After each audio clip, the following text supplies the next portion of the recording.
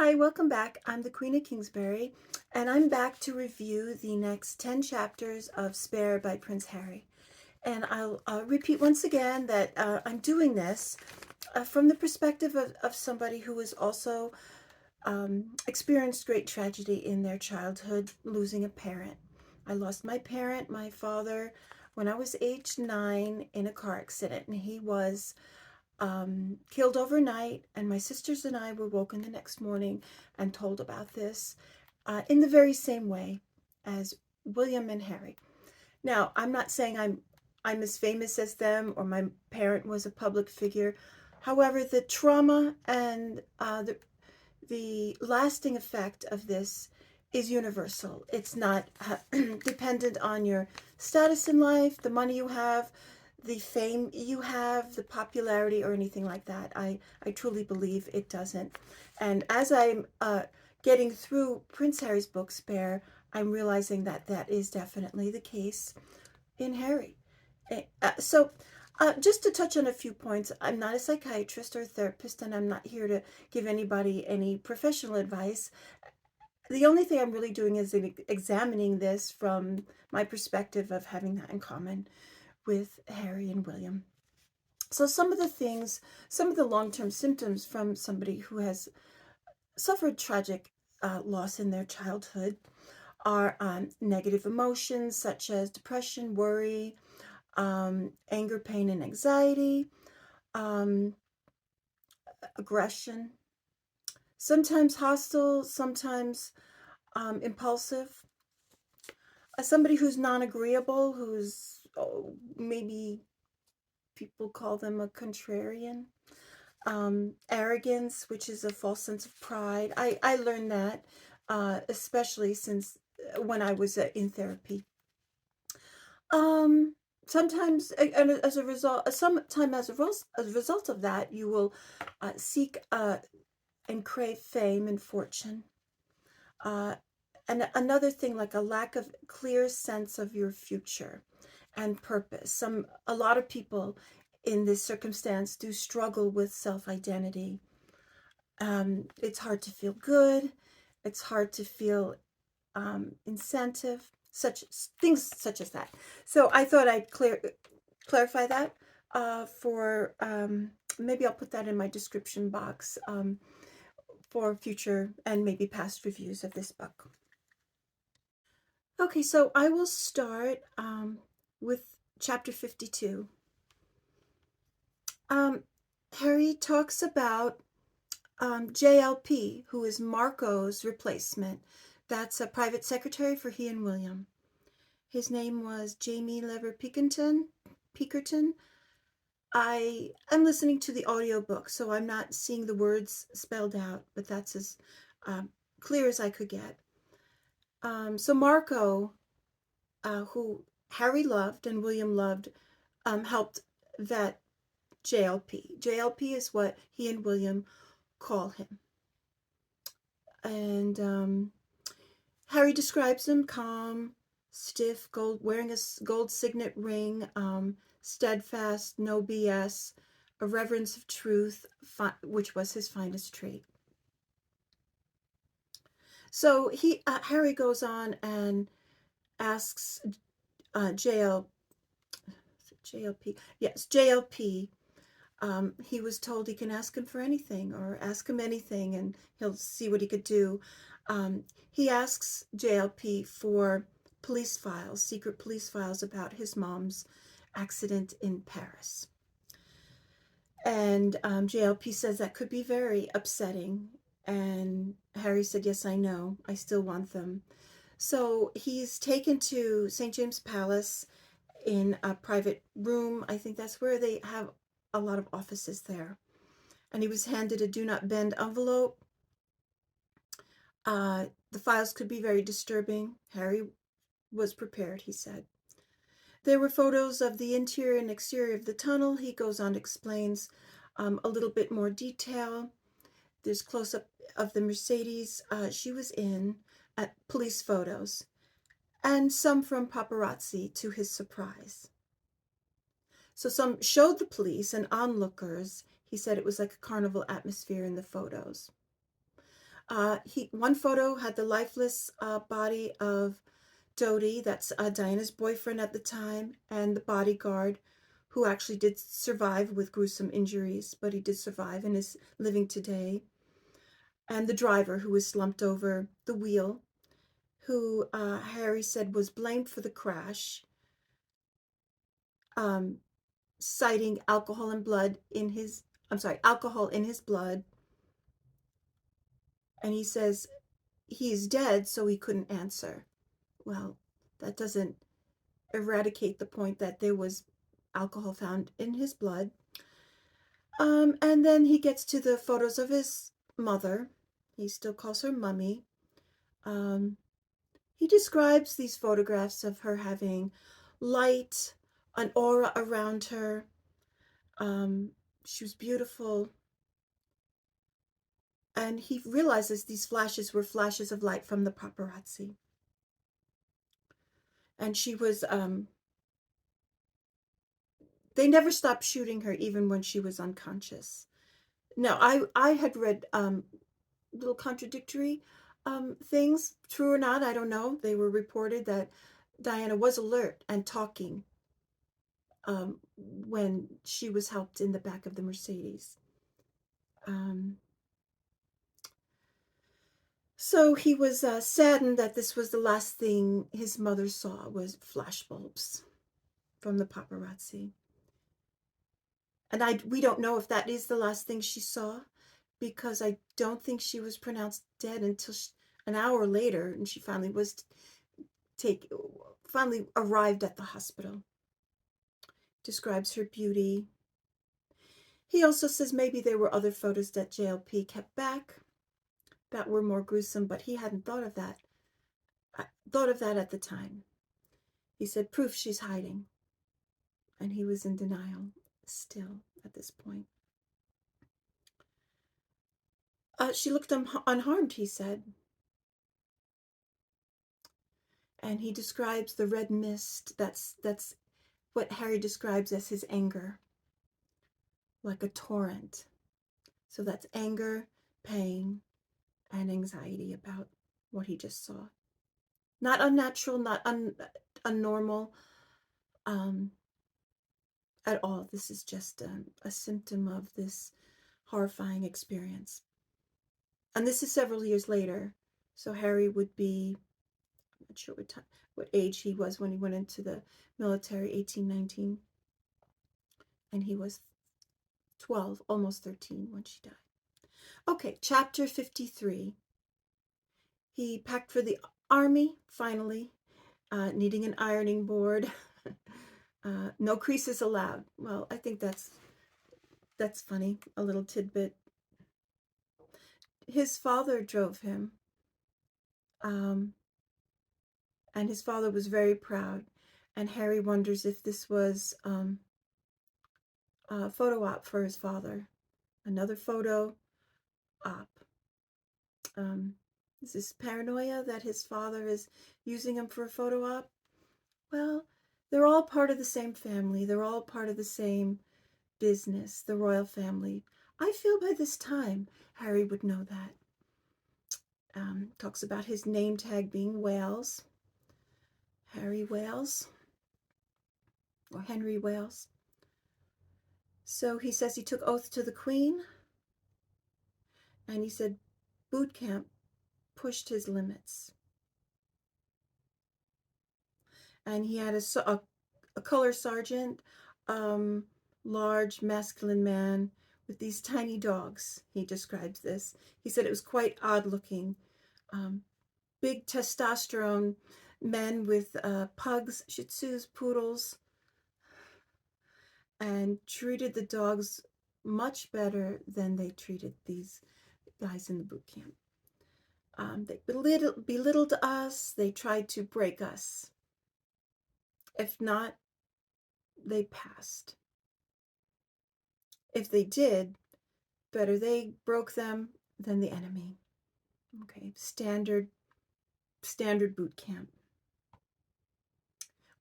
He tells a story about one sergeant trying to intimidate Harry.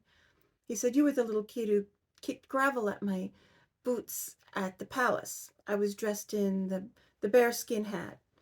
Um, so Harry describes what he went through and what he thought would be the best way. He said, "I apologize," even though he doesn't remember that, and he probably wasn't a true thing that happened. Anyway, he goes on. He was happy there. He said it was like Club H. If you remember, that was the basement of Highgrove, sorry, Highgrove, where his father's country estate. Highclere is something different. And he was happy no press was there, and it was always happy when there was no press and no paps. Then he tells of a story of a reporter getting in and throwing a phony bomb, trying to prove that the security was lax. This was completely false. Some readers would believe it, of course, he says. Okay. So chapter 54. So he describes his daily routine there, forced to drink old plastic bottles of water, warm, vomit-inducing. They went running for 40 with 40 kilograms on their back. That's basic boot camp, nothing unusual about that. They tried to kill the self to make room for the unit being the number one thing in your survival mode. So this is also, I think, not unusual. Self fades, service takes over. Okay, so you reduce yourself to the vital things. At night, he gave thanks. So he's continuing to describe boot camp. Chapter 55. After 5 weeks, the close of boot camp.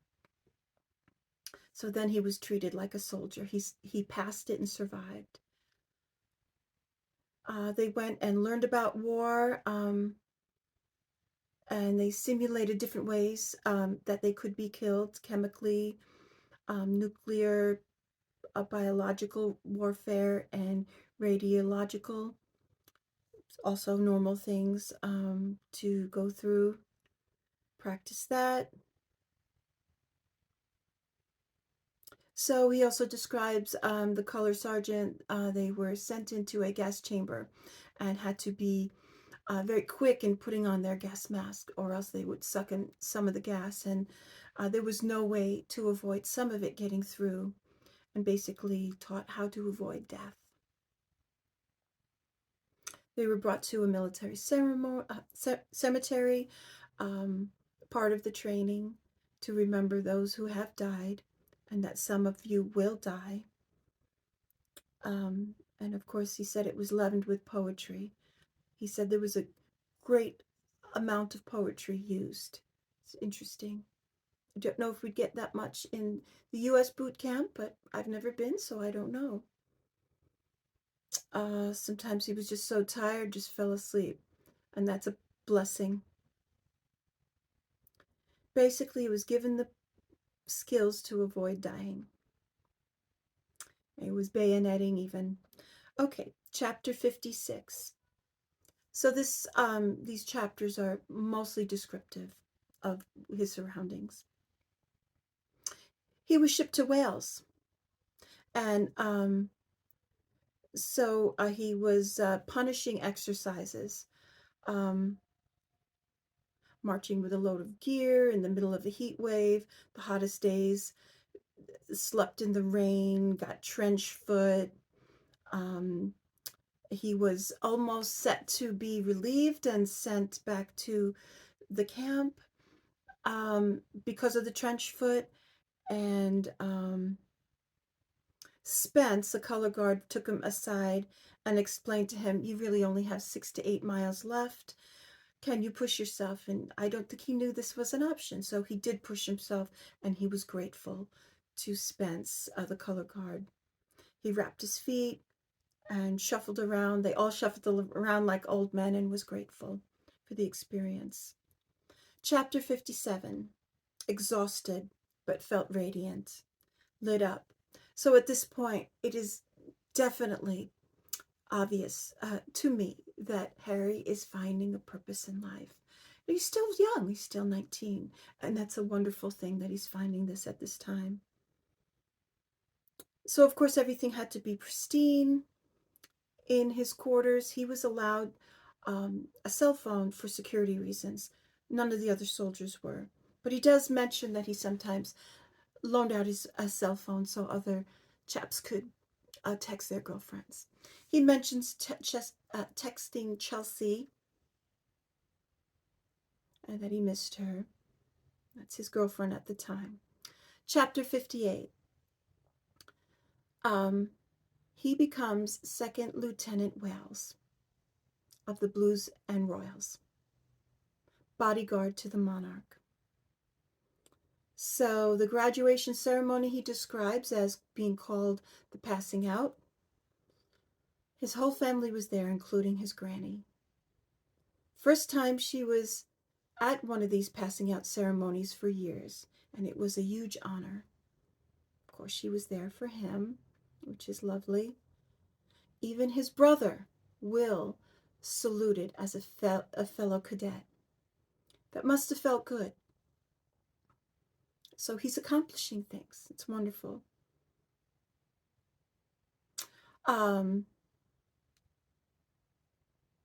So his brother started there. He just briefly mentions, of course, his brother had to finish up St. Andrews University first.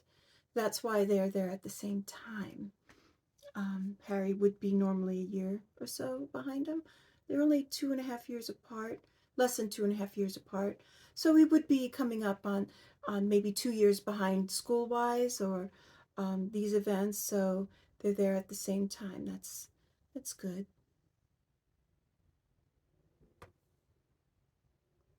So he says William couldn't pretend not to know him there. It would have been not tolerated to not acknowledge each other. For one brief moment, spare outranked air. Okay, well, of course he has to put that in his book, and he probably did feel that way. I was the baby of the family of my 3 sisters, and we were, my oldest sister was 3 years, 8 months older than me, and we had a sister in between us. We were very close in age, and oh yeah, I know the bullying is real, and the pressure is real from the older siblings, and it doesn't relent. Not for me, so maybe not for Harry either. So he talks about his granny inspecting the troops there, and she comes up to him and just gives him a, oh, hello. It's cute. Cute little tidbit. He smiled and blushed. If there are pictures out there, I bet he did. If I find one, I'll post one of him blushing, and the Queen, of course, Queen Elizabeth II, acknowledging him in the lineup. She gave a lovely speech. There was party and drinking, and ironically, a second passing out party. He's making a pun with the name. Okay, his date for that event was Chelsea. So he says Iraq was his next stop. Most recently, 10 British soldiers were killed there, and in the past few years, 40 were killed. So he talks about the paparazzi, or actually he talks about the press publishing stories about William pretending to be Chelsea and left a phone message, and Prince Harry reaching out to JLP, their assistant, for help on a research paper. And then he says both of these stories were true. How would they know this? He says he was paranoid about trusting friends. Who gave these stories to the press? And how would they know about such personal things? He says it couldn't have been William or me. No one was above suspicion. Here's the paranoia. Even their bodyguards, definitely paranoia. some might say rightfully so. Well, I could see that. I could see that. Although at this point, I guess at 19 you're still young. Wouldn't he be used to this? This is just going to happen.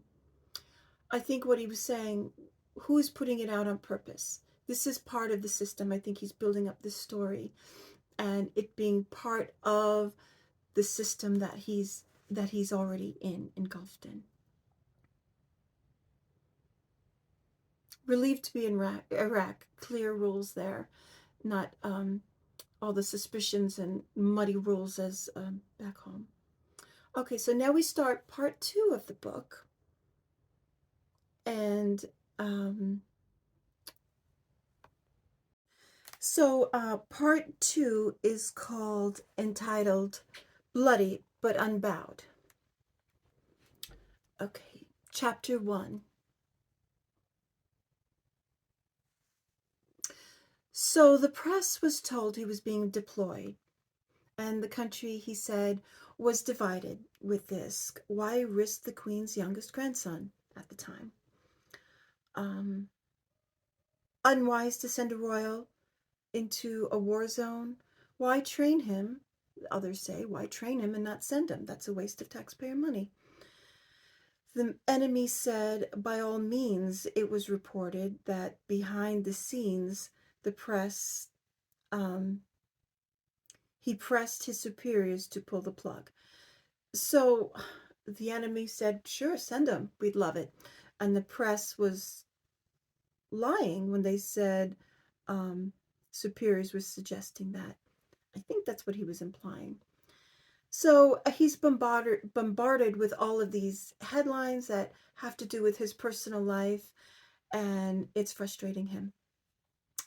Okay, chapter 2. He did think about quitting. He wanted to be a real soldier. What's the point of if this is just going to be more fodder for the press, and all these exceptions have to be made for him? And he said, he calls Chelsea Chels. He said she was torn, that if he didn't go, she'd be happy, but also believed in this mission that he really wanted to do. So she wanted him to do what he wanted to do, but felt happy if he would be safe and stay home. And then he talks about his brother. You know, in this book, he calls him Willie. I'll call him William. He said he sympathized as a soldier, but as an older brother, a competitive brother, couldn't completely regret the turn of events. Brought up short. He cared where he stood. So he was saying that his brother wasn't completely disappointed because Harry would have showed him up. There's no way they were going to let William off to war. So if this is true about William, I don't doubt it is. It is an older brother. Maybe he had some self-doubt also and didn't want the press to look at Harry as bigger and better than himself. Again, this is a natural thing. Maybe he's a little egotistical. Doesn't make him a bad brother. They're still very young. They're going to be making mistakes with each other, within the family. Actually, you never stop making mistakes. That's why it's so important to be taught at a young age by the grown-ups around you to have empathy and to have understanding that life is not going to be perfect. Now, I learned this later in life. These things were not taught to me either growing up. So there's a lesson there for everyone. It's important to take it into perspective. So Harry says he started drinking. And then paparazzi was surrounding him. He went from bar to bar to bar, flashbulbs blinding him. He said through his boot camp training, he was trained to sense threats, and he was sensing them with the clicking of the flash bulbs and the cameras. He said the press was trying to incite him. They knew he was having problems. Some reports were that photographers were getting up to $30,000 a picture at this time for a picture of Harry being rude, acting inappropriate, being drunk. He got into a scrap with a photographer, and that would make him rich. The bodyguard, actually this happened, and the bodyguard told him he was livid with Harry. How could you let this happen? So it was a real thing happening. So he goes on and says the paparazzi was worse as he became a grown man. And he said the newspapers were hiring photographers from a paparazzi agency. They somehow made this, it was like a loophole. And they were dressing in black hoodies, covering their face. And he said it looked actually like terrorists to him. He said at one point his bodyguard was very brave and threw his body on what looked like a grenade, but it was a phony one. Billy the Rock was his name, I think, and thank God it wasn't a real one. So he said at that point, forget it, I don't want to see these paparazzi. If you don't want me to punch them, put me in the boot of the car. That's the trunk for us Americans.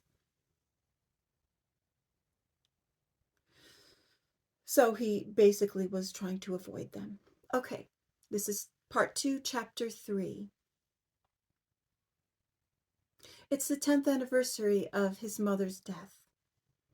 And he and his brother organized a concert for Diana. Proceeds would go to his mother's charities and his charity that he set up with another prince of his called Sentabali, another prince he knew. I think it was from an African, he doesn't go into that, but another prince from an African nation who also lost his mother. Sentabali is another word for forget-me-not, which is his mother's favorite flower. So he and his brother were all business while planning, A-list entertainers. Elton John comes out and sings Your Song.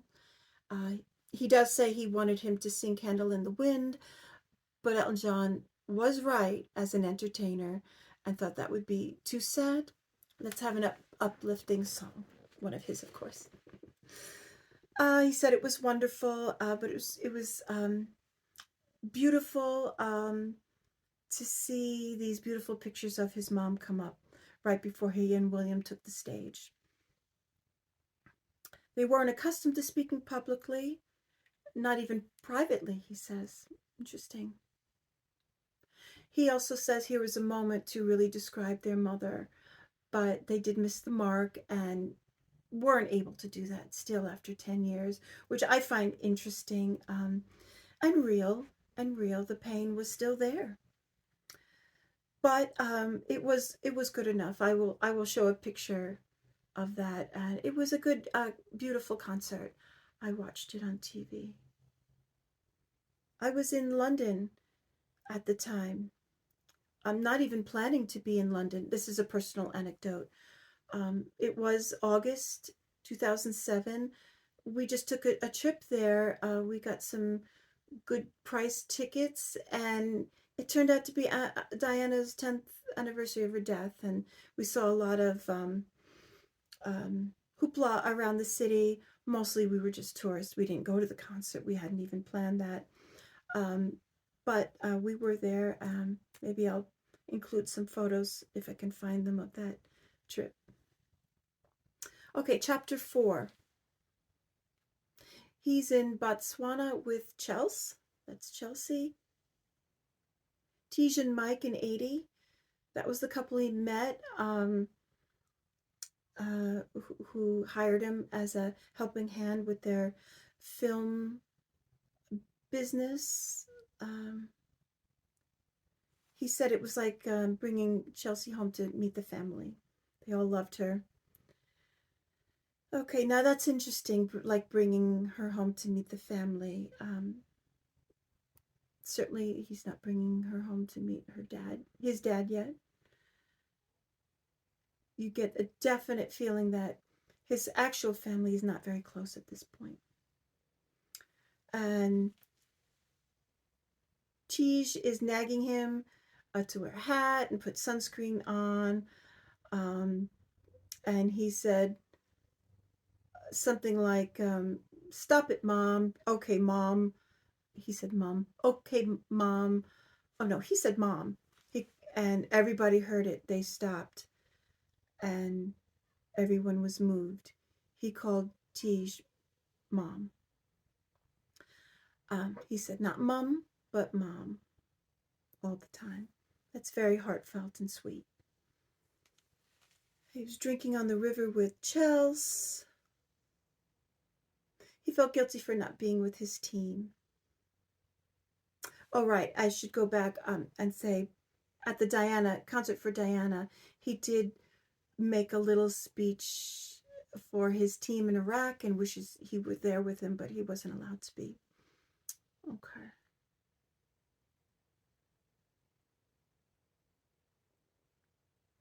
So after this time, he had asked to meet with Colonel Ed, and he admired him, and he wanted to talk about getting back into operations.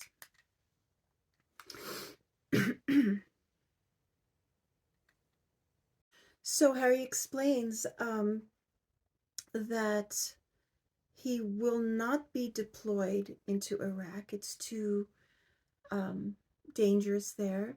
So the colonel suggests maybe Afghanistan. He goes on to say that it's great PR to have a prince in the ranks. We don't want you to quit. There might be a way. So that's the safer option. Harry wonders. He thought it was more dangerous in Afghanistan. He didn't quite understand. And the colonel explains there's a forward air controller, FAC, and the Taliban was everywhere in Afghanistan. Everywhere but nowhere. Like hunting ghosts. When do I leave, he says. It was explained that's a complex, lots of technology, and he has to do a certification process in Yorkshire. So that's good for Harry. He's going to be certified technically for this position. Chapter 5. So near the Lake District, he said, in the west, he talks about how beautiful the landscape is, mentions Wordsworth, the poet. I wonder, would Harry really do this? I'm sure that's the ghostwriter. My opinion. I say previously, here's a little anecdote just from me, that this book is well written and it's beautifully written, but I don't feel like they're Harry's words. I am listening to Harry read it on the audiobook and I'm still not convinced. But good or bad, he's telling his story in somebody else's words, but the story gets across. So he's studying this art of destruction in this beautiful countryside.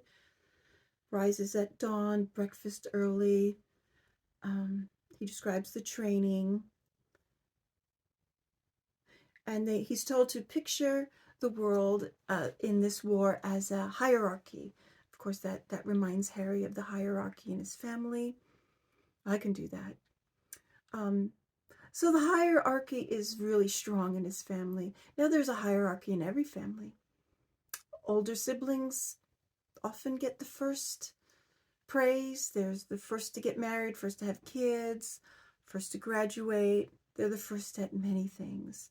So is this unusual? Maybe not so unusual, but it hits hard with Harry. He talks about this all the time in this book. So he goes in and explains some of the exercises. So that's my review for today. I hope you enjoyed it. If you did enjoy it, please press the like button and subscribe. I would appreciate it. And if you subscribe, you can hit the notification bell and you'll be alerted to my next review or any of the other videos I put out. Well, thank you so much for tuning in, and please put any questions you have in the comment section and let me know if you like my review. Any questions you have, please leave there. Thanks again. Bye.